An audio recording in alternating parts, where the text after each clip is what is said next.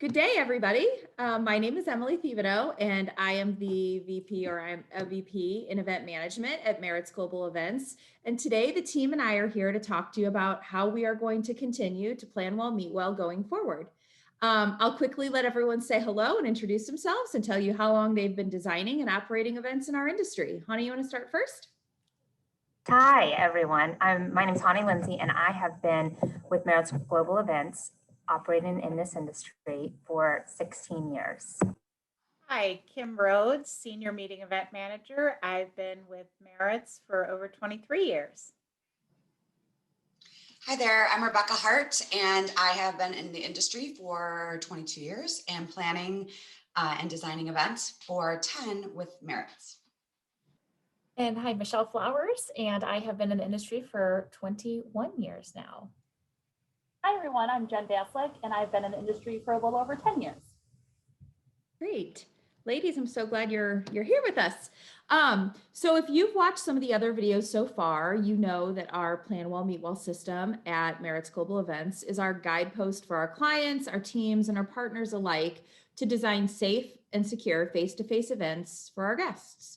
We're innovating through the lens of the guest experience to pinpoint the details that will create both real and perceived safety. We've created an abundance of information and resource guides for our design and operations team to use in conversations with clients. And these resources include abundant checklists for our event managers, conversation starters around how to handle on-site emergencies or situations related to today's COVID world, as I'll call it. We also created a repository of ideas and ways to share information to really understand what other clients and partners are doing or what creative ideas that we may have moving forward. Obviously, guidelines and expectations are critical to the planning process, and we will work with local and state government guidelines, with venue and partner guidelines, as well as any of our clients' policies and guidelines. Our teams are educated to be the conduit of that information and communication by understanding and keeping updated on those guidelines, being communicative, and doing what we do best, which is concentrating on the guest experience and the enhancement of that experience based on all of this new information. So we're working within various work streams that concentrate on different areas of that guest journey. And today we're here really to focus on what that means for 3 phases of the event that are within the actual operations. So the entering phase, the engaging phase, and the exiting phase. We thought it was important that we brought a team of actual planners here together to talk to us today about how they're working with clients on this and to give real life examples of the way we are using the tools and the resources available to us through our Plan Well, Meet Well system in planning these safe events moving forward. Also, just a quick call out related to prior phases of the guest journey, and something that I know that you've heard over and over in previous videos is how important it is to focus on setting expectations prior to coming on site through different communications. So more important than ever, we're communicating ahead of time what will be happening on site to keep our guests safe and secure in their environment. So we've done that. And the first phase that we will talk about today is the entering phase. This is when the guests have arrived at the event from the airport, and we really just get to reset that experience for them. Hani, do you want to start? What are your thoughts, or what are some of the ideas that we're using in the entering phase? Actually, I'm going to let Jen hop on that to begin us off. Okay, perfect. Absolutely. Yeah, so in working with our suppliers and clients, we wanted to talk through a few ideas that will help bring about a safer environment for them, both perceived and real. So one of the first items we discuss with our clients is registration. Not just the manner in which attendees are registering, but how attendees are receiving their registration materials. So one major factor that goes into this is the size of the group. If the group is small enough, we think about mailing everyone their registration packets ahead of time to their preferred address. This allows everyone to receive their credentials and materials earlier, which can include helpful items they may need during travel, things like hand sanitizer, masks, disinfecting wipes, but also avoids any additional gathering that people may be uncomfortable with. So Hani, once guests arrive on site, tell us what ways we can continue to reduce risk to our guests.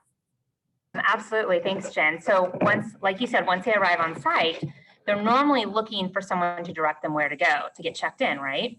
We recommend to use additional signage to cut down on the number of staff needed. So such as increasing the wayfinding signage that can replace the humans, wall clings or social distancing decals on the floor, which I know most of us are familiar with these days as we go into most places of business. We see them everywhere. Creating signage that's not only a reminder of social distancing, but has a dual purpose. It can be engaging and create more energy. For example, if your client's in the auto industry, adding personalized dealer facts or fun product facts to the signs that would add interest and levity would be something to think about. Also, we're seeing more interest moving towards digital signage.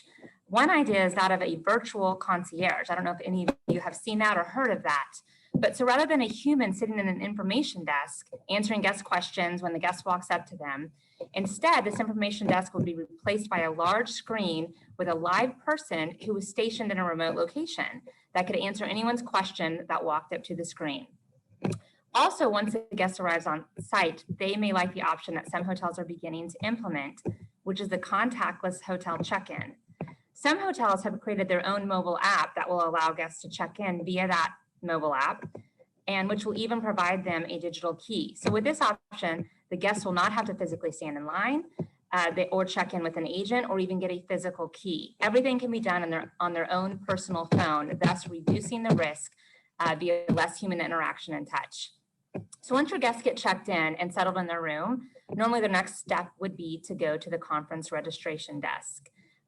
Jen, why don't you let us know what that looks like and what steps that we could take to make sure our guests feel safer and continue to mitigate that risk? Absolutely. So for our groups opting for the traditional registration setup, there are a few things that can be done to make people feel more comfortable and reduce risk. So first, similar to the hotel check-in experience that Hani just mentioned, no-touch technology can be incredibly useful in this situation, whether it's using the conference mobile app or a QR code in their confirmation email to scan at the registration desk. This will remove any need for using keyboards or touch screens. You can also implement staggered registration times. I always think of Disney's Fast Pass when this gets brought up. So a system that speeds up attendees' access to registration, moves them through the line more quickly, and will help improve the social distancing measures that are put in place. You can organize this in many different ways as well. So alphabetically, by registration type, or even registration date. So the earlier you register, the sooner you can pick up your materials. As far as the physical setup, instead of a typical registration setup in a long line against a wall, if you have a nice open area in your facility, think about using an octagon with plexiglass. This allows attendees to create more physical distancing since they are accessing all sides of the registration desk instead of just one. And it also may allow you to cut down on the number of staff that you need for registration, since they will be stationed inside the octagon and have easier and quicker access to accessing all of the stations. So Hani, we're finding quite a few of our clients that are asking about the possibilities for on-site testing and screening options. So would you share a little bit about what we know on this? Absolutely.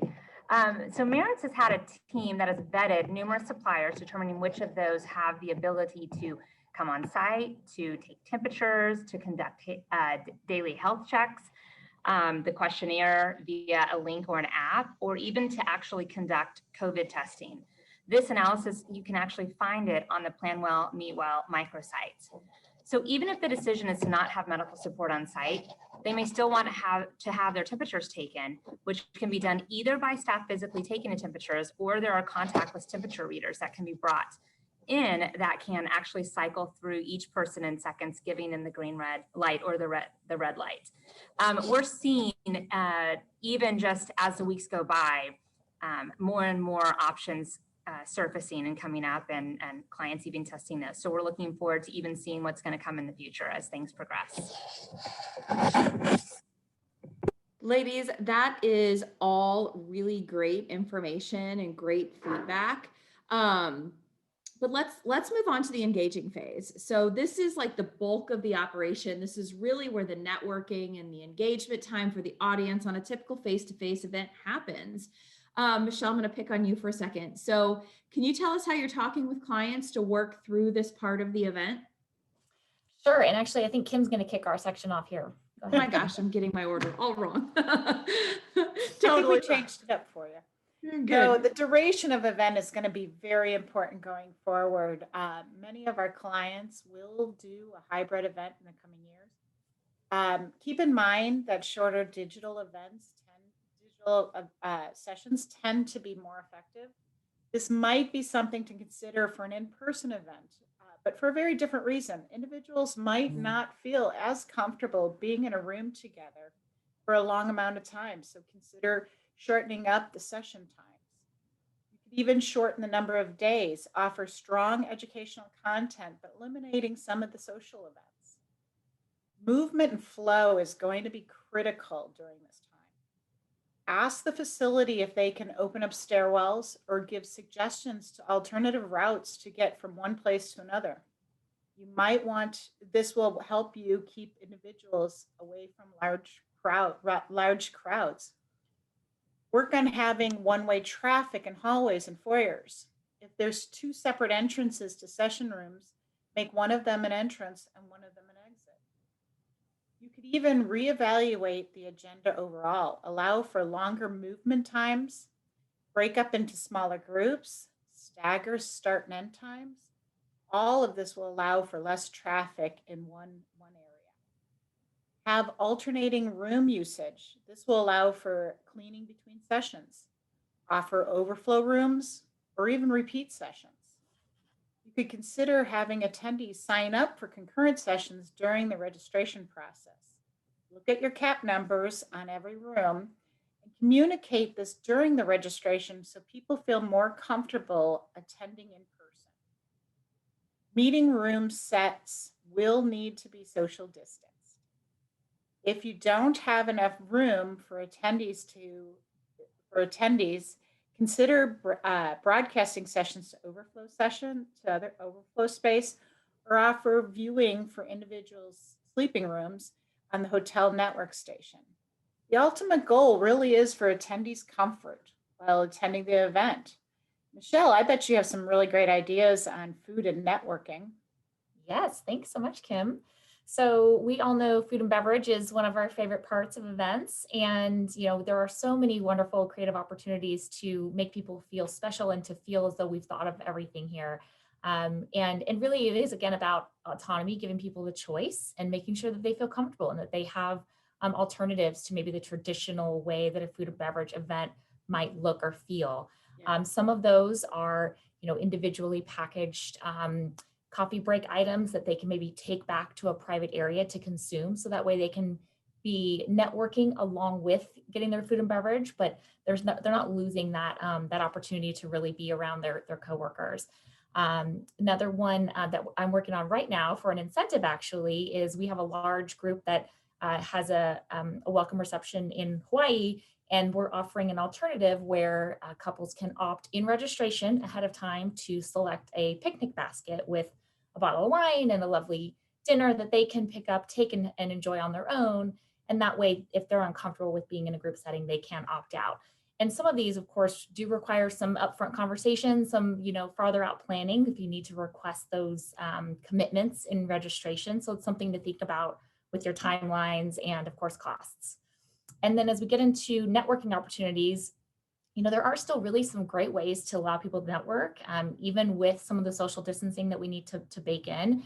The mobile app, somebody else mentioned mobile app earlier, we're seeing that, used across the board. And there are so many great ways to allow people to network throughout the event using that mobile app and really leveraging that so much more before, during, and after the event. Another creative idea is to, zone out the room. So put folks in kind of a specific zone in the room. So that way they're only really interacting and migrating around that one zone, and you're not getting a ton of crossover with folks, moving throughout the room. And always, talking with your venue, your hotel, we've had a lot of success with re-swizzling a lot of that space, maybe duplicating functions. So there's 2 or 3 locations of the same function. So you can kind of disperse folks a little bit more naturally. Of course, opting for outdoor when possible, which a lot of times we do have that option. And then lastly is really just sanitation. We know that that's going to be critical throughout our entire event. And, so many of the hotels and venues have great plans in place for this. And we are working with them from day one, as well as bringing in our own vendors that Hani mentioned, and, really looking at it from start to finish, looking at the budget, because there are several factors with sanitation that will affect budget.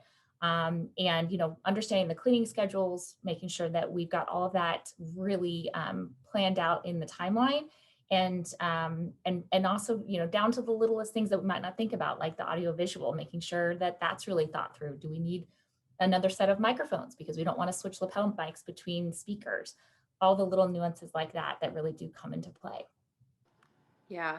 I was actually just talking to a partner the other day, and they were working on an event, like an alternative, like kind of you pick how you want to do it, where they were having the evening function down in the ballroom, but anybody that didn't feel comfortable participating in that could take a picnic basket or a to-go box or whatever to go to their room, or I think it was actually a credit for room service in this case, but they could log on to a channel on the hotel screen to be able to, or log into a Zoom or something to actually be able to communicate down with attendees that were in the ballroom. They had, TV station or like production stations, for lack of better words, set up around the room. So people would go up and actually Zoom with or talk with those guests that were up in their room and didn't feel comfortable, but yet still could have conversations and make them feel like they were networking. So I thought that was a really cool idea. And I know that,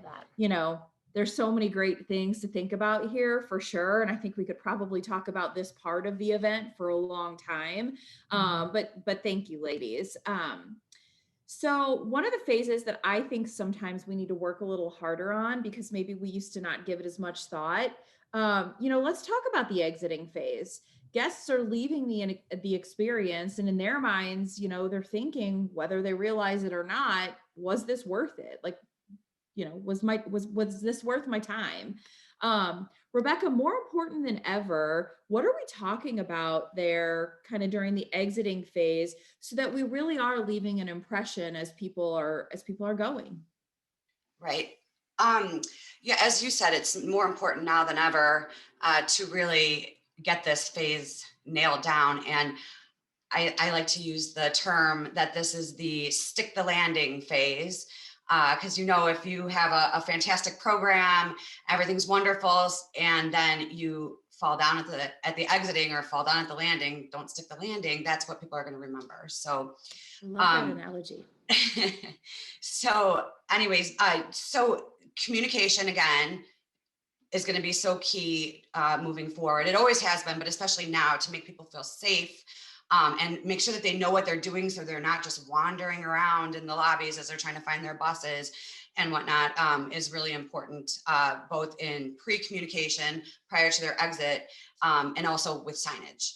I think that having the executives there to either physically there to say goodbye, thank you so much for coming, very important to us that you were here and we appreciate you. But if your executives are not available for that, to have a video made that can play on your buses going back to the airport. Regarding buses, there's, obviously many changes have to happen with shuttles going back to airports. You can't have people sitting that close together. So more buses are going to be necessary. Cleaning between, if they're doing a loop, they've got to clean the buses between. For lining up for the buses, there's several ways you can make this better. Obviously, just having 6 feet apart in lines, but also you could maybe do Terminal 1 buses are leaving from here, Terminal 2 buses are leaving from here, or if it's even you have a large group of people on the same flight, you put them on the same bus, but it's more a separation. Also, on the buses, in between cleanings, you could potentially do a little bag that would include things like your single hand wipe, a mask, maybe some gum or mint, because we know about that mask thing. Also, if it's in the budget, Hudson, the newsstands and all of the airports, they do sell gift certificates, gift cards. So because they're not getting snacks and drinks on the plane anymore, maybe that's something that you could give to each guest so they can have a beverage or a snack for their ride back. So I mean, again, it's basically showing them that you're thinking it through all the way to the end. making sure everything is clean, social distancing, and again, communication. Yeah. Well, that's all so important. Thanks, Rebecca. And also important is making sure that those guests that are leaving, or when they're leaving, that we really delivered on our promise. They're walking away feeling like it was a safe and meaningful, or even more importantly, a purposeful experience. Always revisit your purpose at the end. So great conversation, ladies, and some really great ideas, and everything we talked about today. You know, it'll be interesting to see what's really here to stay. So much is going to continue to evolve, and some of these practices may not stay for the long haul, but I know that we have a feeling that so many of these new practices will stay moving forward. You know, just like nobody took their shoes off prior to 9/11, and now every time you go through TSA, you take your shoes off, you know? So it'll be interesting to see what really does stick. Ladies, thank you for your time today. And thank you for tuning in to walk through the entering, the engaging, and the exiting phase of the journey with us. And until next time, we'll see you soon.